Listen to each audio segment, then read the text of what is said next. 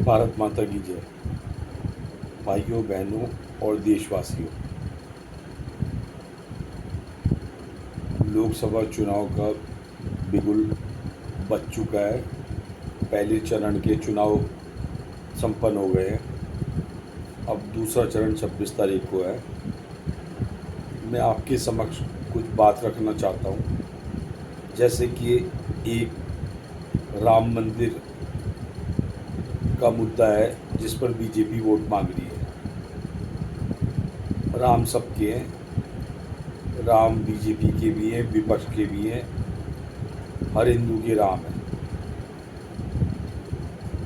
दूसरी चीज़ जो विषय है मोदी का परिवार। आजकल लोग कह रहे हैं 400 पार मोदी का परिवार। तो मोदी जी की बहुत बड़ी उपलब्धि है कि उनको कुछ भी बोल दिया जाए विपक्ष द्वारा या किसी भी द्वारा। जैसे उन्हें चाय वाला बोला गया तो सबने कहा हम चाय वाले हैं। हाँ, चाय बेचते हुए तो उनको किसी ने नहीं देखा, लेकिन उनको देश की नवरत्न कंपनी बेचते हुए सबने देखा है। और कहा जाता है चौकीदार, तो मोदी जी उस विषय पे भी कह देते हैं कि मैं चौकीदार हूँ। तो वो क्या देश के गरीब जनता के चौकीदार हैं या अडानी और अंबानी के चौकीदार हैं? क्योंकि 10 साल के अंदर उन्होंने अडानी की चौकीदारी करते हुए उसके विश्व में प्रथम लाए। जबकि कोरोना काल था, अडानी विश्व में प्रथम कैसे आ गया? और जो गरीब की बात करते हैं कि वो गरीब के चौकीदार हैं, उसको उन्होंने अब टारगेट दे दिया है 2047 तक। तो अब मैं इस विषय में ये कहना चाहूँगा कि मोदी जी, आपकी उम्र है 75 साल। जो भगवान आपकी आयु लंबी रखे ताकि आपसे जवाब ले लिया जाए 2047 तक कि ये विश्व गुरु कैसे बनेगा, विकसित देश कैसे बनेगा। जिस देश में 2 लाख करोड़ का कर्जा हो गया हो 10 साल में, क्या वो विश्व गुरु बन सकता है? तो पहले 10 साल आपने अडानी को नंबर 1 पे क्यों लाए? पहले 10 साल में आप जनता को नंबर 1 में क्यों नहीं लाए? मेरा ये पहला प्रश्न। दूसरी चीज़, अब एक नई चीज़ आ गई है कि मोदी का परिवार।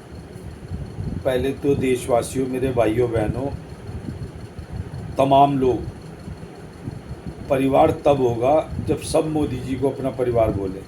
मोदी जी मेरे परिवार के नहीं हैं, ना मैं उनके परिवार का हूँ। मैं मोदी का परिवार नहीं हूँ। वो मैं क्यों नहीं हूँ और मेरे जैसे लोग क्यों नहीं हैं, वो मैं बता देता हूँ कि मोदी जी ने क्या करा।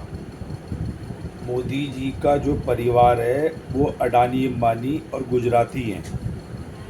क्योंकि मोदी जी ने सबसे पहले, जिस समय 2 सीट थी बीजेपी की, जो अटल अडवाणी जी का मैं बहुत सम्मान करता हूँ, उस समय शिवसेना उनका परिवार था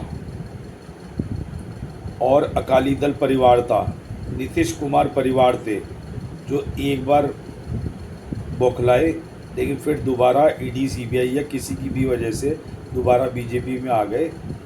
तो पहले तो मैं ये कहता हूँ मोदी जी, मैं बड़े सम्मान से कहना चाहूँगा कि मोदी जी, जब आप अपना परिवार ही नहीं संभाल पाए, मैं ज़्यादा नहीं बोलूँगा, दुनिया को पता है कि आपने चाहे देश का बहाना लेके या कैसे भी अपनी यशोदा, जो एक भगवान कृष्ण की माँ का नाम है, उस स्त्री को आपने छोड़ा, किसी भी वजह से छोड़ा। और आपने अपने परिवार के लिए क्या किया?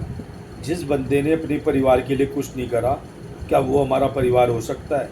अटल अडवाणी जी का परिवार था, जो इसके मोदी जी के गार्जियन थे, जिन्होंने इन्हें मुख्यमंत्री बनाया और आज ये प्रधानमंत्री की सीट तक पहुँचे हैं राम मंदिर के इशू पे। वो अडवाणी जी, उमा भारती और अशोक सिंघल, विश्व हिंदू परिषद जी का मुद्दा था, जो इनके परिवार के। आज कितना सम्मान उमा भारती का है। जब राम मंदिर का फीता काटा गया, क्या उन्हें सम्मान दिया गया? क्या अडवाणी जी को फीता नहीं कटवाना चाहिए था? तो परिवार की तो बात छोड़ दें, इनका कोई परिवार है? ये सिर्फ अडानी अंबानी के परिवार है और इन्होंने उनको, हमें तो 2047 का टाइम दे दिया और इन्होंने उनको 10 साल में पहले नंबर में बना दिया।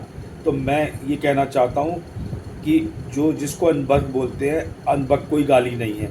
अनवक्त है बिना एनालाइज करे किसी भी बात पर विचार करना। और लास्ट इसमें एक बात मैं बोलना चाहता हूँ, जो नीतीश कुमार बिहार में तेजस्वी यादव हैं, उन्होंने नवरात्रि में मछली खाई या नहीं खाई वो मेरा इशू नहीं है। और मैं नॉर्थ में रहता हूँ, तो मैं ये कहना चाहता हूँ, मोदी जी प्रधानमंत्री का जब प्रचार का कर रहे हैं लोकसभा का, उन्हें उसकी मछली दिख रही है, उन्हें टेनी के ऊपर कोई स्टेटमेंट दी जिसने किसानों को रौंद दिया। उनको किसान आंदोलन में कोई स्टेटमेंट नहीं आई, मणिपुर में कोई स्टेटमेंट नहीं आई। अब ये सिर्फ भ्रष्टाचार की बात करते हैं। अब ये 2014 में जो इनका मैनिफेस्टो था, जिसको देख के हम इनके साथ लगे थे, तब ये कहते थे बेरोजगारी 2 करोड़ रोजगार, और उसके बाद डीजल पेट्रोल। स्मृति ईरानी जी जो अमेठी से इस समय लड़ रही हैं, वो कहती थी गैस सिलेंडर गैस। आज इन्होंने क्या करा, गरीब से सब अमीर से सब्सिडी मांग ली, उन्होंने विश्वास करा और गरीब की छीन ली। तो मैं ये कहना चाहता हूँ, ये मोदी जी किसी के परिवार नहीं है, और इन्होंने मैनिफेस्टो चेंज किया है, गलत ये है। वो छोटा कार्यकर्ता गलत नहीं है जो अब बीजेपी को छोड़ चुका है। यही मैं कहना चाहूँगा, जागो देशवासियों। और इस समय लोकसभा में और लोकतंत्र को बचाने के लिए सिर्फ उस कैंडिडेट को वोट दें और जो इस देश के लिए कुछ कर सके, जो सरकारी हॉस्पिटल, सरकारी स्कूल और बच्चों के खेलने ग्राउंड और सनातन सिर्फ नाम का ना हो, रामलीला मैदान भी बने, जो यहाँ के विधायक ने भी वादा करा था, नहीं दिए। यही अब मैं संक्षिप्त में यही बोलना चाहूँगा। भारत माता की जय।